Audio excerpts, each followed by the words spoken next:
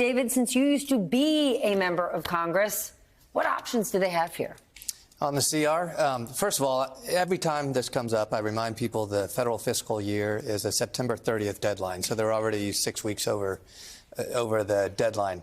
The options are for Hakeem Jeffries to say to Republicans, you elected a clown, you get a circus, and come along with the two Doges and let's watch what government looks like under the big top. Because understand, in the last 2 years, Hakeem Jeffries has actually led the coalition of governing. We faced a government shutdown before, we faced Ukraine funding, we faced a debt ceiling increase.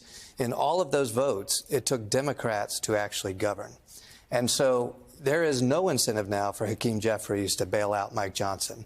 And what you saw with Trump and Musk blow up the deal was to basically blow it up in their own laps. Because right now, Republicans own everything. Even though they're not there yet, it's not January 20th, the truth is they're trying to run Washington like it's a Republican city now. So go for it. See if you can do it. See if you can do it with a 1 or 2 vote majority in the House. They're not going to have the votes. And so the government might shut down. And what Hakeem Jeffries needs to say is, this is Donald Trump's Washington. This is what you're going to get for the next 4 years. Okay, but that's the thing, right? The Republican selling point was, we're going to run this like a business, right? But what we are just getting, it's like, welcome to the chaos show. Donald Trump bankrupts his businesses. 6 times, 6 times.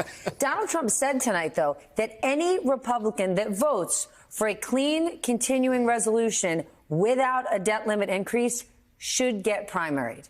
What do we do with that? Well, he just made sure that the bill's going to tank. That's what's going to happen. I mean, the one thing that Donald Trump wants is he does want the debt ceiling increase. And the dumbest thing he did was actually oppose this measure. Just let this sail through. Trust me, we all know this. People are focused on family and their year-end traditions and their holidays. They're not focused on the government shutdown unless Donald Trump says, hey, let me give you a story a week before Christmas that you're really going to like. I'm about to shut down the government for you. There is a level of inexperience, but there's also a level of stupidity with many in Trump world. Today's actions reflect the latter. But let's just stay on that point that David just made. Donald Trump actually said that increasing the debt ceiling isn't great, but, quote, we would rather do it on Biden's watch. Can you explain that? Yeah, because it's something really important that I don't want people to glaze over. Yeah, well, I think that all of this comes back to the fact that Donald Trump is very responsive and has always been responsive to what his base is mad about, right? And so the Republican Party has spent a lot of time inculcating this sense of anger about the debt limit. They have suggested that this means that, debt's going to get out of control. We've hashed over these arguments 1,000 times. So Donald Trump has long been responsive to his base being mad about stuff. And we're seeing that broadly with the spending bill. But we are also seeing that very specifically with what you just said. He doesn't want to have to be the guy that does this because he understands this is something that people get mad about. And even though he's won re-election, even though he, according to the Constitution, cannot run for president again and does not have to go before voters again, he still wants that approval. He still wants to be on the side of the people who are fighting against government, and this is how it manifests. But can we throw in a very important fact here? Definitely. In the 230 years of our nation's history, the total debt accumulation, 25% of that occurred during Donald Trump's 4 years. Yeah, right. 25% of our 230 I need you to say that one more time so people don't forget. Right, so people understand. Annual deficit, you're in the red or you're in the black. You accumulate, in our case, debt. And so over 230 years, since 1789 until now, 25% of our national debt occurred in the 4 years of Donald Trump. And a big chunk of that, very quickly, big chunk of that before COVID. That's right. It wasn't COVID. Yes. Yeah, and if we get massive corporate tax cuts again with no plan to pay for it, it only getting worse. Okay, Republicans actually addressed some of their concerns with the existing framework, and I want to share a little bit of what we heard from them. Watch this. Look, the American people don't send their representatives to Washington to vote on a 1,500-page bill in less than 24 hours.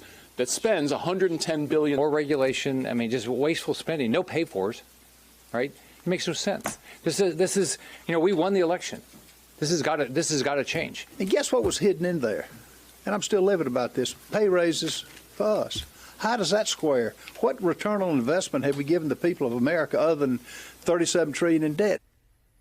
Okay, between that and the finger pointing on who's going to own the shutdown, what actually happens next?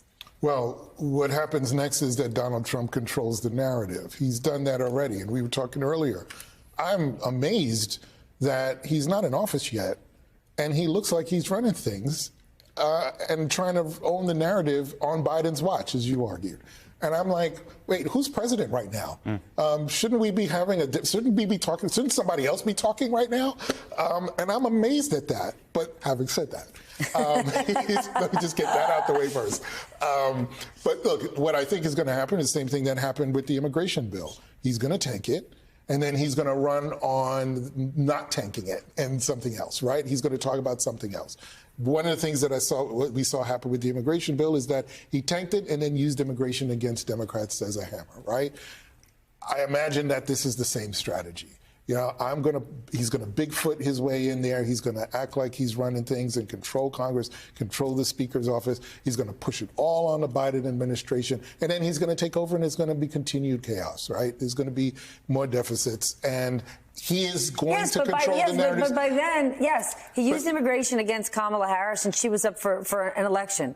The next at least 2 years, it's all him. It's all Republicans. It is, but he still cannot really help himself, right? You want to try to, a normal candidate would find a way to discipline himself. He does not do that. So what he's going to continue to do is be able to say, you know, look at what happened under Biden's watch.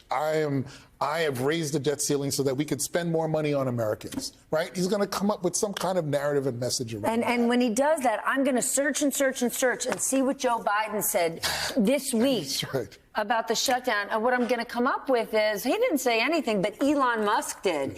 Elon Musk, who absolutely no one voted for, who doesn't actually hold a cabinet position or an official position that controls anything, now has this volunteer badge of duty running Doge. And he's the one leading the charge to kill this bill.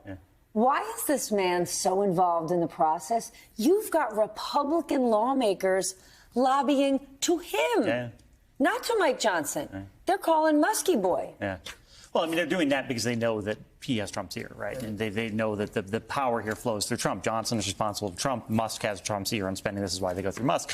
You know, Musk is fascinating. I don't get why he wants to do this, right? I think he sincerely believes he has some sort of insight that normal people lack. That seems to be his sort of approach to life in general.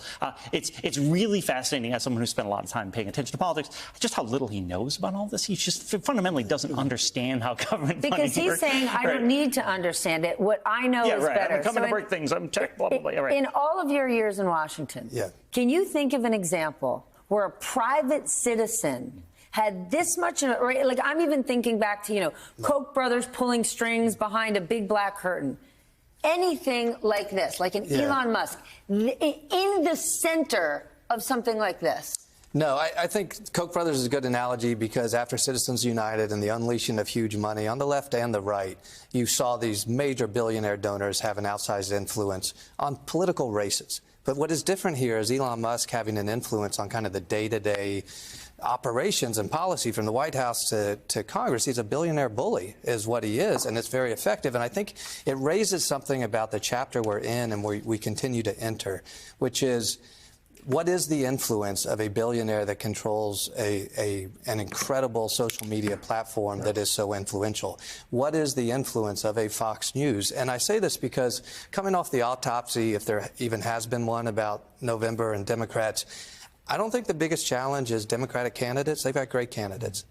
The challenge for Democrats is not Republican candidates. They have terrible candidates. I mean, Donald Trump, from his convictions to his being untethered from reality, he's not a strong candidate. The biggest challenge Democrats face over the next few years is Fox News and Elon Musk. That's it, because their ability to control the narrative, but also to control members of Congress, many of these congressional seats are merely commodities of the billionaire class, or now commodities of Elon Musk.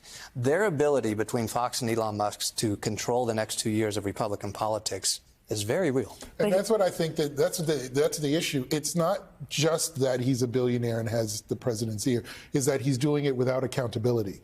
Because I think wasn't it Robert McNamara? He was CEO of Ford, I think, before he became defense secretary under Kennedy. So at least there's some framework for accountability there, but there's no accountability in this particular instance.